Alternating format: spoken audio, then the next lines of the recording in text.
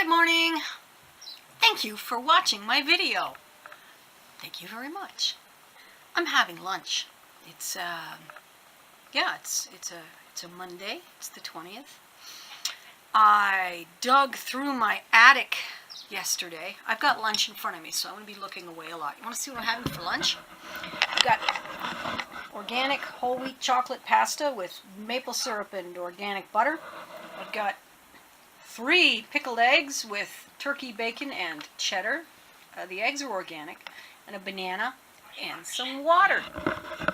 That's what's for lunch today. Oh, you're crooked. I'm sorry. Let me see if I can improve on that. Is that better? Yes, you were getting dizzy, weren't you? So I went through my attic and I took everything out because when I got up in there, I already knew there were hive insects living in my attic because I'd seen the wasps last year and then the bumblebees this year. So I'm not really sure who is the author of the nest, but I went up there with a spotlight and had a good look. And there's a nest about 3 feet long and about 10 inches deep in the far corner of the attic. So I thought, I'm taking everything out of here. I don't want us to be having to mess with this in the summer. Because in the summer you go in the attic and these things are flying back and forth because the nest is on one side of the attic, but the way that they were coming and going is on the other side of the attic, so that they must really swarm in there.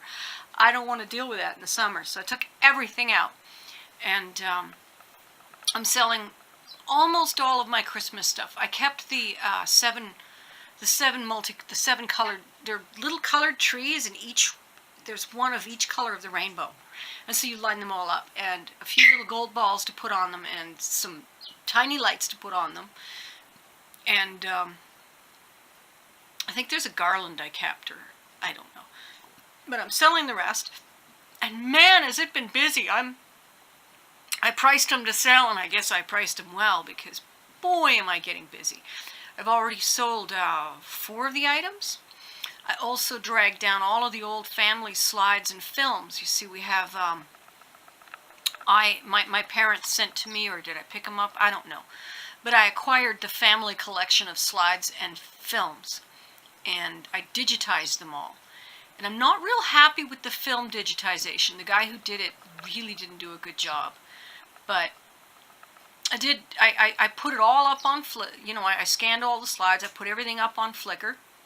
And there it is for my family if they give a damn about those memories. And then I'm like, now what do I do with it? And I asked everybody in the family, do you want these boxes? Do you want these boxes? And nobody considers them worth finding room for the storage. And I don't want to keep them. If I move into the bus, I have to get my stuff out of this house. Whether we rent it or we sell it, I have to get my stuff out.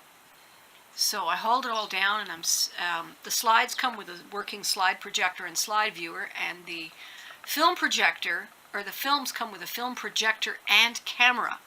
So I'm hoping with all of that extra stuff that I can sell it, and I don't really care what they do with the slides and what they do with the films. They may just throw them out, they may use them as art, they may collage them, they may do as they please. I really don't care.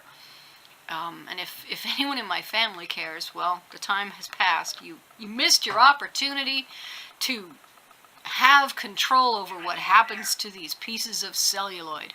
Sorry, folks. I can't hang on to them forever. I don't have a kid to force them onto. I tried my nieces and nephews. I tried my brother and my sister, and nobody wanted it. So, and I've actually got somebody coming by for the slides.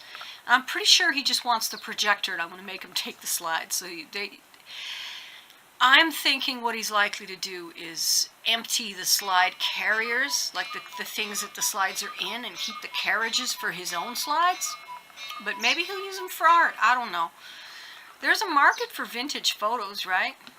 And so I'm getting a lot of activity on Messenger. A lot. And having to keep constant track of it. Told everybody I was busy until 12:30, so I still got a half an hour before anybody pesters me at the door.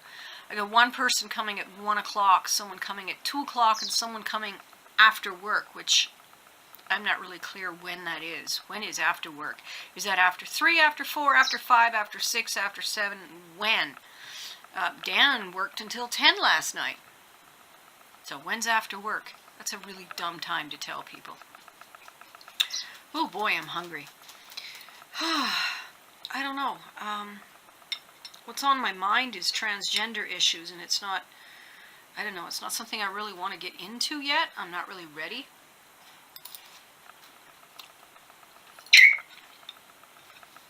To discuss it.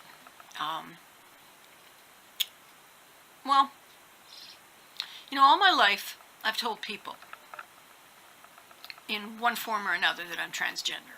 Basically along the lines of, I feel like I should have been born a boy, or I feel like a boy in a woman's body.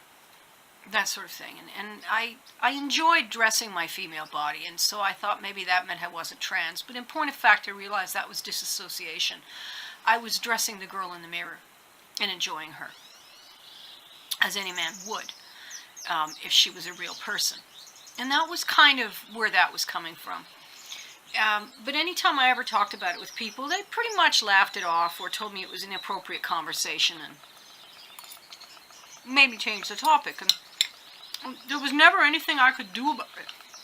You couldn't do anything about it. You could either be an extremely masculine woman, then, I had a figure that wouldn't have fooled anybody.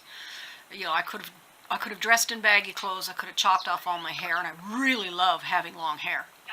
I like it sensually, I like looking at it, I like feeling it, I like playing with it. And I know plenty of men who like long hair, so I don't think that proves I'm not transgender, that I like long hair.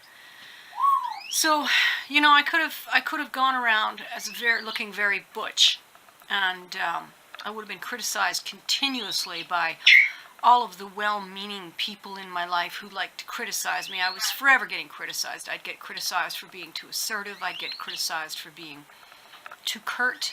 I'd get criticized for being too self-centered. I'd get criticized for showing off my brain too much. And I'd get criticized for coloring my hair pink, for shaving my head. And the phrase was usually something like, "You'd be so much prettier if." And I knew that if I actually went ahead and was butch and expressed the butchness of myself further than simply, I always felt really good on days when I wore jeans and a t-shirt and had keys dangling at my side and striding like a man. I always walked like a man. And I got criticized for that too. I got criticized for wearing flats instead of heels, and I always felt best when I felt a little masculine, and I always thought that this haircut was kind of mask. And that always made me feel good, that I was a little bit androgynous that way. Because that was as close to getting masculine as I could possibly conceive of. There was no other option, and yet now there is. And it could have been much longer ago if the topic hadn't been so taboo. If people who were not cisgendered heterosexual norm weren't treated like freaks and outcasts and crazy people. And I lived with the stigma of crazy for a long time. I lived with it because of the autism. I lived with it because of my anxiety and depression. I lived with it because I am unfiltered. So I was called crazy by complete strangers very often. I was insulted and physically assaulted repeatedly and frequently throughout my youth for being crazy. And crazy simply meant, I don't understand you.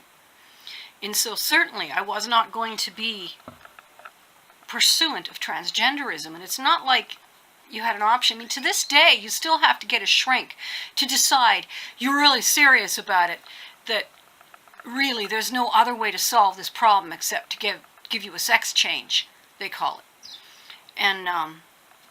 And yet it is possible for someone like me to start taking testosterone and masculinize my appearance so well that when I go out into the world of cisgendered heteronormal people, being masculine, at worst they might say once in a while, yeah, you're a bit queer. Sometimes you seem a bit effeminate. Maybe. I'm not even sure that they will. I think that I will pass quite well if I manage to go through that kind of transition. So I'm seriously considering it very seriously. It's just that the lifestyle change is terrifying, and the broken, I don't know. It's not like my husband's going to support such an idea. He's not interested in being in a gay marriage, even though it's pretty much an asexual marriage. We're platonic as it gets, extremely platonic. We're roommates and friends. He doesn't understand that. I don't know why he doesn't understand, but that's not a marriage and romance. That's roommates. And so I really don't know where to go with this, because I don't want to divorce him and strike out on my own at this point in time for a lot of reasons that are none of your business. Although I might talk about it. It's only a few people, and the people watching have probably sat and talked with me about it anyway. I don't know. I'm not really sure how much to put on YouTube and how much not to put on YouTube. I've been very open about this already in previous videos. I've been open. I'm open about it with anybody. I've been open about it with my husband. As usual, he thinks it's just me being funny. And I'm not saying it as a joke, and I'm not laughing when I say it. But it's so crazy, you can't be taken seriously, So that's what's been on my mind. I've been watching You're So Brave. It's a great podcast. These two guys are really enjoyable to listen to. They're entertaining and funny as well as informative. So I've really been enjoying their podcasts, and I just finished watching one, and that's what's got me thinking about transgender issues. And I don't want to live the rest of my life as a woman. I've lived the first half of my life as a woman. I'd like to live the rest of my life being allowed to be myself. I'd like to be able to go out into the society of men where I find my best friendships and be friends, not in the friend zone. Whenever I had male friends, I thought we were friends, and I enjoyed their company, and I enjoyed visiting and talking to them. I wasn't interested in romance. Like, how many of your friends, your friends of the same gender, if sexuality suddenly became an issue between you, how welcome would it be, really? Not very. I'm not really gay. I'm bisexual, so I can love somebody, and I could become romantically attached to them, and then I can have sexual interest, but it's always been kind of weak at best, and it was always so disappointing to me when I was friends with a guy to turn around and actually, he didn't want friendship. He wanted me to make his life perfect by sleeping with him. He wanted my body, and he was just restraining himself to show he was a gentleman, or he was hoping I'd save him from himself by being that perfect wife. They never wanted to be my friend. Let's get together and build model trains, or let's get together and fix my car, or and I'll get my hands dirty. Let's get together and wield hammers together, or let's go act like doofs on the street for a little while. A couple of guys can do it. Can't do it. Couldn't do it. Whatever our activity together might have been, he felt like he was put in the friend zone, and waiting for me to see him as a sexual person, and I didn't want to be in the sex zone at all. And I don't get along as well with women. I can't relate to them. I try. And there are some women that I am able to relate to, and inevitably they tell me, yeah, they kind of feel transgender as well. So there you have it. And we're just making the best of it because we're born into this world with a female body, and there's nothing to be done about it. Well, now there is. And I'd like to. I'd very much like to. I'm thinking about it. Let's put it that way. I'm giving it some serious thought. And if you know me personally, you know to what degree and to what extent. And if you don't, well, eventually maybe you'll figure it out if you're watching. Because I would really like to be able to. I'd like to be able to go on a construction site, with my tool belt and my hammer, and not to have people tell me it's really cute that I think I'm a carpenter, but it's really cute that I want to be a carpenter, and it's really, really brave of you to pursue this career, and girl muscles will never be as strong as boy muscles, and then there's that behind your back, they're rolling their eyes because now they got a woman on the job and they got to watch their language, and I started swearing and being a lot more gauche than it is my nature to be, simply to try and reassure these guys that they could be themselves around me, but they never were. They never were. And that's not because they wanted to spend the whole time talking filth. It's because they felt there was a woman in their presence, and I wasn't feeling like a woman in their presence, but I was being treated like one. So it always interfered with me getting employment. Time and time again, there have been jobs that I have tried hard to get into and failed because I don't have a penis. It's not even because I don't have a penis. Nobody knows if you have a penis or not. All this time I might be walking around with a penis and they don't know. It's because I don't have testosterone in my system, because I don't have male sexual features, because I have hips and breasts and a high-pitched voice and dewy skin and the whole bloody 9 yards. I'm very feminine. And they can't forget. They can't help it. And I think that there's also something, and I don't know if it's cultural or nature or nurture, but men don't hear female voices the same way that they hear male voices. And I think it's genetic, or I think it's nurture, or nature, versus nurture. I don't think it's something we teach them, that women are less relevant. I think that higher pitched voices are less important to human beings in general. I think women have the same issue. Certainly we lower our tone when we want to be serious, don't we? And when we want to talk, when we want to be friendlier and kinder, we raise our tone and we speak in a much higher tone. When we want to communicate with a dog that everything's okay, we raise our voice. And when we're talking to children, we raise our voice. And then when we're in the boardroom and we're talking seriously, we lower our voice. And certainly if we want to be heard on the radio, we must lower our voices. And I've heard men say millions of times, okay, not millions, but you know what I mean, far too often to count, "Oh, her voice is so annoying." It's like, what's annoying about it? "I don't know. There's something about her voice. I don't like it." And every time, it's a higher pitched voice. Every time. Or even she's talking through her nose like this because, she's doing her best to be as inoffensive as possible, because a girl who's assertive is going to get nothing but criticized for it. And she's certainly not going to get all the boys and all the attention and all the income. Because as a female, your role in life is to attract a good man, and your level of success in life is entirely based on the man who's decided to marry you. And if you want a proper man who can make lots of money, because after all, that's all men are good for, right? No, I don't believe this. This is what I was taught. But you have to be ultra femme to attract such a guy. Look at DT out there running a whole country.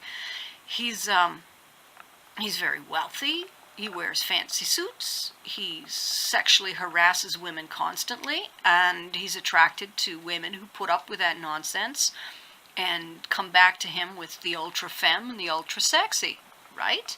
That's the way our society is set up. And I think that, and whether it's, and children have high-pitched voices, so whether it's nature or nurture, actually I'm really not sure, but I think there's a bit of a, we don't take you as seriously. The higher your voice is, the less serious you are. And so, I have a very female voice. So if my voice was lower, then when I was talking to people, especially if it was a nice, deep bass, gravelly voice, oh, I loved my father's voice. If I had a really nice, round, rich, chocolatey voice, I think that would help me be taken more seriously. But then if they saw me, they'd be like, "Oh my God, this woman doesn't sound like a woman," because you're not allowed to be manly. You must be extremely female or extremely male. You cannot be somewhere in between in our society. You are not taken seriously. You are declared unfit for human society, you know. They used to put people like me in the nut house and give us shock therapy and straitjackets and bad food and disrespect.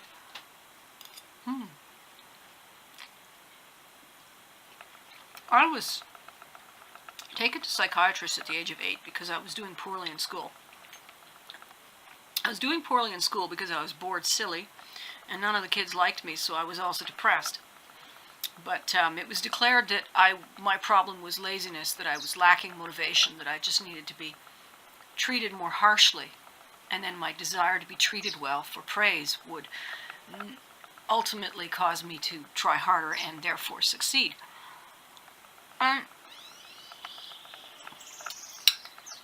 To a degree, that's true. To this day, I will go well beyond reasonable levels simply to get a little bit of praise or approval. Because when I did try hard, the praise just wasn't all that real. It was like, I'm not even sure why. I mean, I remember my mother praising me. I do. And yet somehow it didn't feel real. I guess because the social approval still didn't follow. It's like, it's all well and fine that she said, there you go, I knew you could do better. See, you just needed to try harder. She was just paying lip service, and nobody else in my life was praising me. They were like, needs too much attention. And so the depression continued, and so did the psychiatric appointments, and it continued. And at the age of 17, I ran away from home because I could not do the lifestyle that was expected of me. I couldn't find a man that I could respect, I couldn't find a man who would support me as a housewife. I couldn't find a job that I was allowed to do as a woman. On the one hand, feminism said I could do as I pleased, but then on the other hand, society said that I had to be extremely masculine to do as I pleased, that a woman as female and attractive as I was simply wasn't going to be able to cut it in those professions because there were too many men involved, and the men wouldn't like it, and the men wouldn't treat me well, and there was just, like the time I said, hey, I'd really like to be a truck driver. I think I'd enjoy that. I really want to travel.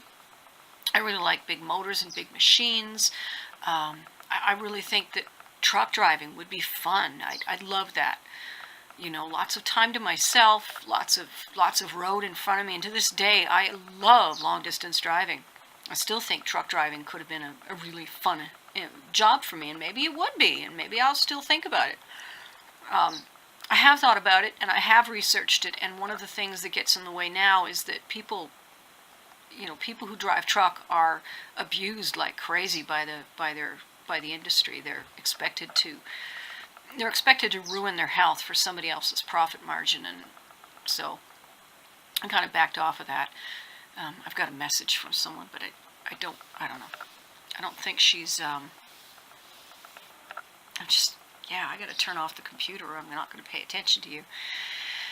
So I was told I wasn't butch enough to do truck driving, that I'd get raped, that I'd get attacked, that I'd be mistreated, and that I would be not hired, and to a degree that was probably true. And I remember going to carpentry, trying to get into a carpentry class, and being rejected. Me and one woman, we were the only people that didn't get into the class. And they had some excuse other than, well, you're female, because it was against the law. So they came up with other reasons. Like, oh, we just didn't have enough room for everybody, and you didn't quite make the cut, that sort of thing. I remember getting on with the Carpenters Union, and the first job I got sent out on, they don't work that hard. They never work quite that hard, but they worked me that hard. And they worked me so hard that I was crippled the next day. I had to use a cane to walk around, and when I realized that they weren't doing carpentry, they were just putting up scaffolding and building cement forms, I was like, that's not carpentry. There's nothing creative there. That's not me sitting in a shop with a bunch of really groovy tools, creating things that people will enjoy for life. That's just slamming a hammer and pushing a drill. And I think if I had been male, they would have laughed, told me to show up the next day and try a little harder. And maybe given me a break the next day, found something less arduous for me to do. But they would have said, you'll build. Your muscles will build up, instead of, you can't cut it. And there's been too many incidents in my life to bother recounting again and again and again, of where if I had presented as male, I would have been employed. But because I presented as female, I was unemployed. Friendships that failed because I presented as female and the guys couldn't forget that I was a girl. I'd really like to be able to go out there into the world as a man. And for people not to tell me that I'm too assertive, that I'm too self-centered, that I talk too little or talk too much or have resting bitch face or...